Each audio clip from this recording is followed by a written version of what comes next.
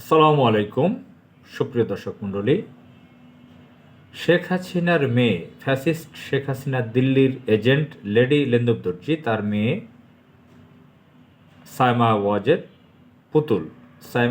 পুতুল, সেও একটা লেডি ডাকাত, সন্ত্রাস, ভারতীয় এজেন্ট।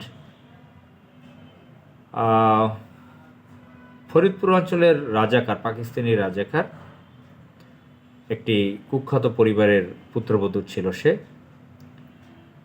সেই পুতুল তার কোয়ালিটি যোগ্যতা না থাকা সত্ত্বেও তাকে ভারতের সহযোগিতায়, কুখ্যাত নরেন্দ্র মোদীর সহযোগিতায় তাকে WHO এর আঞ্চলিক পরিচালক বানানো হয়েছে। আপনারা জানেন, দক্ষিণ পূর্বাঞ্চলের আঞ্চলিক পরিচালক ডিরেক্টর সাইমা ওয়াজেদ পুতুল 2024 ফেব্রুয়ারিতে তাকে এটা করা হয়েছে।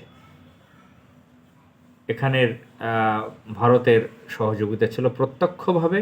এটা নিয়ে অনেক সমালোচনা হয়েছে, বিশেষ করে দৈনিক আমার দেশ পত্রিকার সম্পাদক মাহমুদুর রহমান এবং আমার দেশ পত্রিকার বিভিন্ন সাংবাদিকগণ এটা নিয়ে যথেষ্ট সমালোচনা করেছেন। তো তাকে এখন পর্যন্ত কেন বের করে দেওয়া হচ্ছে না? সম্প্রতি বাংলাদেশের দুর্নীতি দমন কমিশন বাংলাদেশের পররাষ্ট্র মন্ত্রণালয়ের কাছে একটা চিঠি পাঠিয়েছে তাকে যাতে ওয়ার্ল্ড হেলথ অর্গানাইজেশন WHO থেকে বাহির করে দেওয়া হয়। তো এটা একটা পজিটিভ খবর।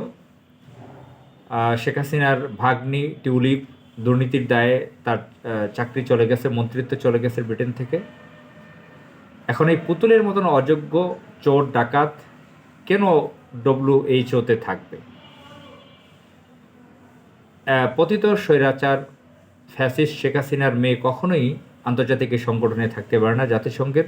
তাহলে জাতিসংঘের মান সম্মান, মান মর্যাদা নষ্ট হবে, ওয়ার্ল্ড হেলথ অর্গানাইজেশনের মান ক্ষুণ্ণ হবে, তার সেবা ভালো পাবে না, মানুষ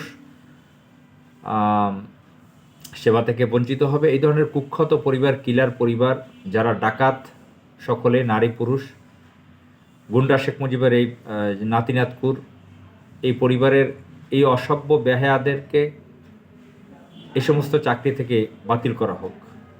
আসসালামু আলাইকুম।